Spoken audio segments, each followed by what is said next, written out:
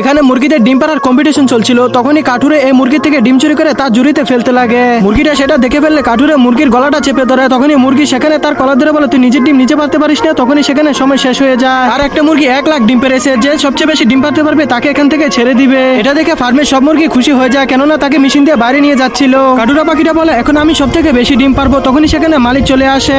মালিক এসে অনেক রেগে বলে, তুই এত কম ডিম পেরেছিস কেন? মাত্র 3টা ডিম পেরেছিস। তখন সে বলে, আমার অনেক ক্ষুধা লেগেছে, যার কারণে ডিম পারতে পারি নাই। তখন মালিক তাকে খাবার দেওয়ার জন্য অন্য রুমে নিয়ে যায়। তখনই সে 3টা পাখির খাবার একাই খেয়ে ফেলে। তারপর সে এতটাই মোটা হয়ে যায়, নিচের জায়গা যেতে কষ্ট হচ্ছিল। আর অনেক ওজনের কারণে ছিদ্র দিয়ে নিচে পড়ে মেশিনে আটকে যায়, যেখানে দেখাচ্ছিল 1 লাখ ডিম পেরে গেছে। তখনই তাকে মেশিন দিয়ে অন্য রুমে নিয়ে যায়। আর উড়ে দূরে কেলি একটা রুমে বন্দি করে ফেলে। তখনই সে দেখতে পায় যে মুরগিটাকে ছেড়ে দেওয়ার কথা ছিল, সে মুরগিটাও এই রুমে বন্দি। তখন এই মুরগিটা দেখে সে হাসতে থাকে। মুরগিটা বলে, আমি জানতাম এমনটাই হবে। তখন সে দেখে যে তাদেরকে বন্দি করে মানুষের খাবার হিসেবে পাঠানো হচ্ছে। তখন এই কাঠুরে এসব দেখে অনেক ঘাবড়ে যায়। আর সেখানে একটা ছিদ্র করে মুরগিকে নিয়ে পালিয়ে আবার এই খামারের মধ্যে চলে যায়। তখন কাঠুরে সব সত্যি কথা বলে দিলে কোনো মুরগি সেটা বিশ্বাস করে না, কারণ সেখানে তখন মালিক দাঁড়িয়েছিল। তখন সে মুরগিটাকে ধরে নিয়ে এসে মুরগি সব সত্যি কথা বললে সব মুরগিরা বিশ্বাস করে। তখন মালিক বলে, তোদেরকে বিক্রি করে দিব, তোরা কি করবি? তখন সবকটা মুরগি তাদের ডিম দিয়ে মালিককে উড়াদুরা মেরে খামার থেকে বের করে দেয়। আর এই খামারের মালিক হয়ে যায় কাঠুরে।